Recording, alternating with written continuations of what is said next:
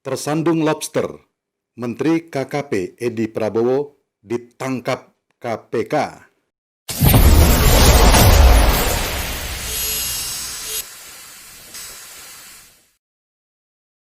Wakil Ketua Komisi Pemberantasan Korupsi atau KPK, Nurul Gufron, membenarkan adanya operasi tangkap tangan atau OTT terhadap Menteri Kelautan dan Perikanan Edi Prabowo.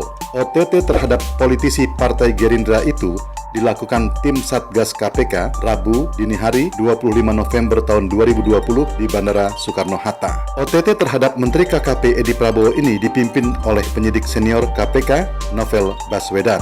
Wakil Ketua KPK Nawawi Amolango mengatakan bahwa pihak KPK telah mengamankan sejumlah orang pada malam dan Rabu dini hari. KPK mempunyai waktu 1 kali 24 jam untuk menentukan status hukum para pihak yang diamankan dalam OTT ini. KPK melakukan OTT terhadap Menteri KKP Edi Prabowo terkait ekspor lobster atau benur. Edi Prabowo ditangkap bersama istri saat tiba di Bandara Soekarno-Hatta dengan maskapai penerbangan dari Jepang. Diketahui, Edi baru saja pulang dari Amerika Serikat dan Jepang. Sebuah sumber mengatakan bahwa ketika sampai di Bandara Soekarno-Hatta dengan pesawat dari Jepang, Edi beserta istri dan beberapa rombongan yang ikut ke Amerika langsung ditangkap KPK dan dibawa ke gedung KPK. Ketika tiba di gedung KPK, Menteri KKP Edi Prabowo langsung diperiksa. Di dalam gedung KPK sendiri tampak ada Novel Baswedan, penyidik senior KPK yang menjadi salah satu penyidik yang memimpin OTT ini. Menteri Edi Prabowo ditangkap terkait dengan kasus korupsi atau suap soal bibit lobster atau benur. Komisioner KPK Nawawi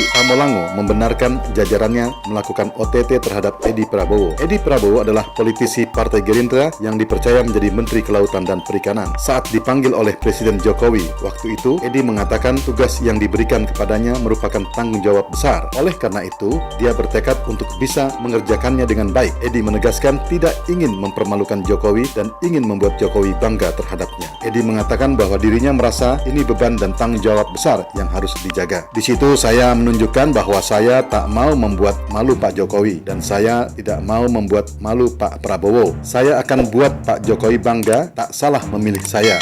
Sama halnya dengan Pak Prabowo, tak salah memilih saya, kata Edi waktu itu. Edi mengaku tidak memiliki pengalaman banyak di sektor perikanan. Kendati pun demikian, dia pun bertekad untuk bisa mengembangkan sektor perikanan dan kelautan tersebut. Tapi, kata Edi kala itu, bahwa dirinya yakin bisa mengembangkan sektor ini. Potensinya luar biasa, sangat besar. Perairan budidaya kita kalau tambak di kawasan pantai saja yang terurus baru 10%. Itu pun belum optimal, masih banyak yang perlu dikeluarkan.